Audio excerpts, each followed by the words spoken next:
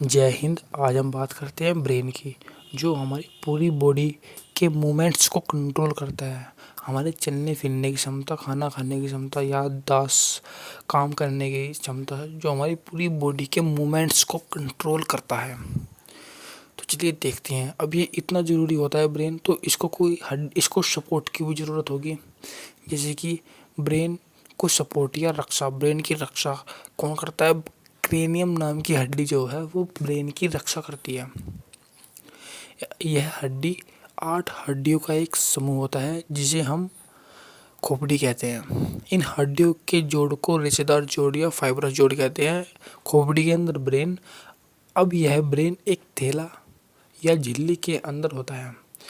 इस झिल्ली को मेनिंजोइड कहते हैं, और जब इस झिल्ली को चोट लग जाती है तो डॉक्टर इसे मेनिंजाइटिस की बीमारी कहता है। यानी जब इस हड्डी को चोट लग जाती है तो डॉक्टर इसे मेनिंजाइटिस की बीमारी कहता है। देखिए, समझिए। पहले हमारे बाल, और बाल के जस्ट नीचे चमड़ा, चमड़े के नीचे खोपड़ी, जिसको कहा मैंने क्रेनियम, यानी क्रेनियम नाम की हड्डी। अब ये हड्डी 8 हड्डियों का एक समूह है। इस हड्डी के अंदर होता है हमारा ब्रेन, और ये ब्रेन भी एक थैला या झिल्ली के अंदर बंद होता है। उस झिल्ली को कहते हैं मेनिंजोइड। ठीक है, ओके।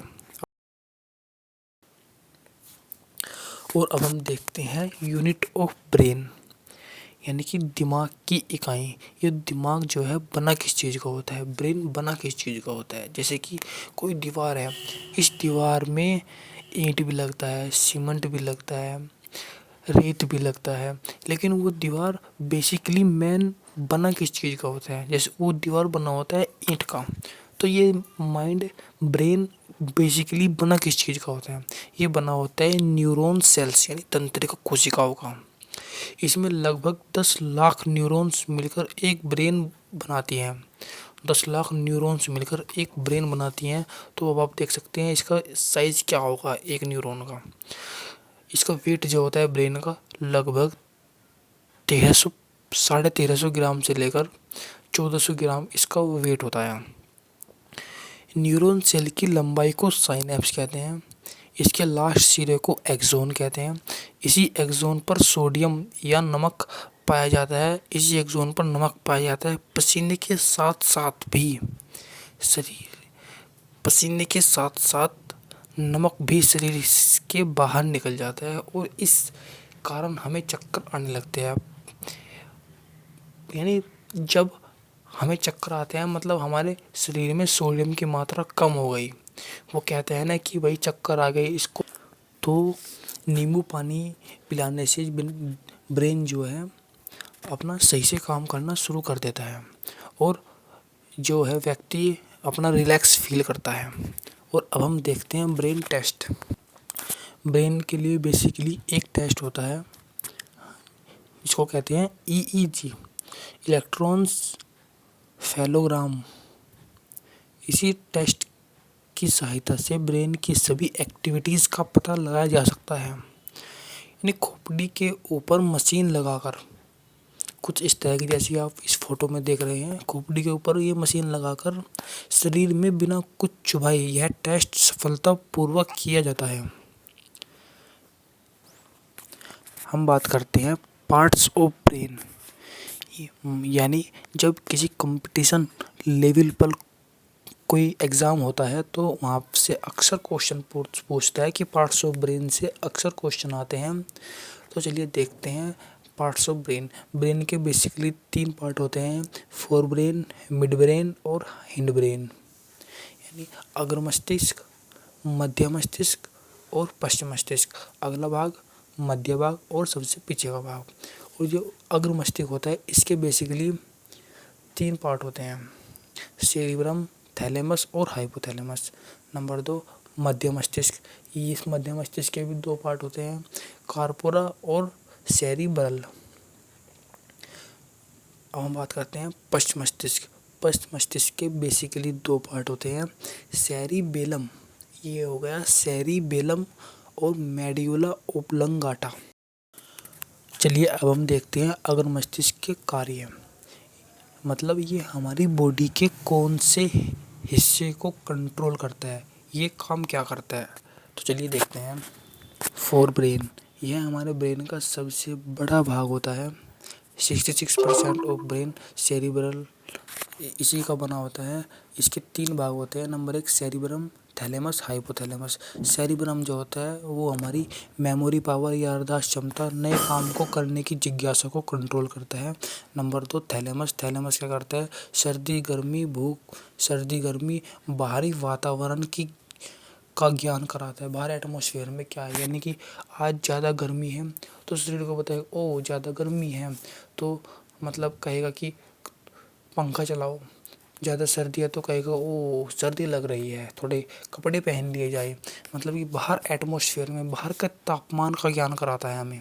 और नंबर 3 हाइपोथैलेमस, हाइपोथैलेमस इसका जस्ट दोनों नाम मिलता जुलता है ना, तो काम भी दोनों का लगभग एक जैसा ही है। हाइपोथैलेमस ये हमें हमारे भीतरी वातावरण का ज्ञान कराता है, यानी हमें लव, घृणा, भूख, प्यास, गुस्सा सब इस चीज़ें कंट्रोल होता है।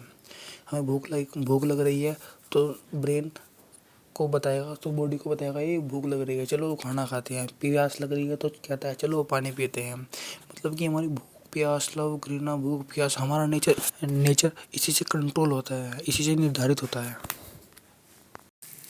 अब देखिए जरा ध्यान दीजिएगा, ब्रेन का दूसरा भाग होता है मध्य मस्तिष्क, यानी मिड ब्रेन।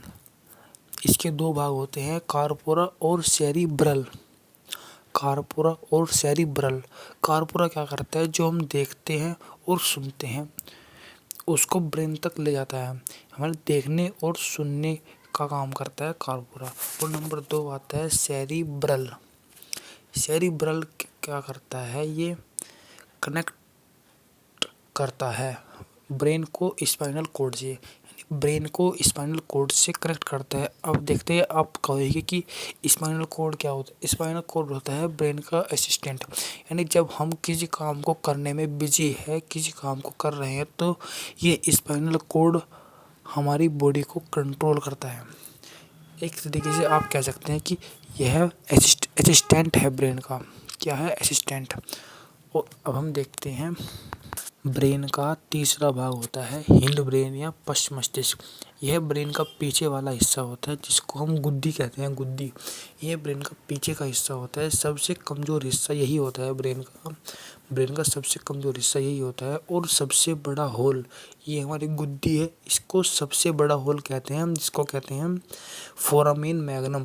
फोरामेन मैग्नम शरीर का सबसे बड़ा होल होता है। और इस पश्च मस्तिष्क के 2 भाग होते हैं, सेरिबेलम।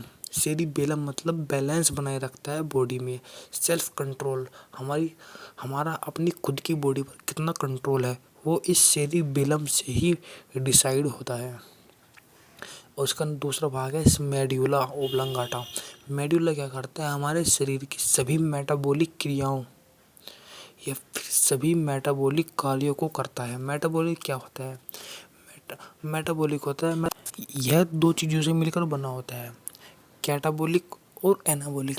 कैटाबॉलिक मतलब जब कोई चीज़ टूट रही है उसको कैटाबॉलिक कहते हैं, और जब कोई चीज़ बन रही है उसको एनाबॉलिक कहते हैं। Anabolic plus catabolic equals to metabolic. Metabolic 2 चीज़ों से मिलकर बनता है, कैटाबॉलिक और एनाबॉलिक।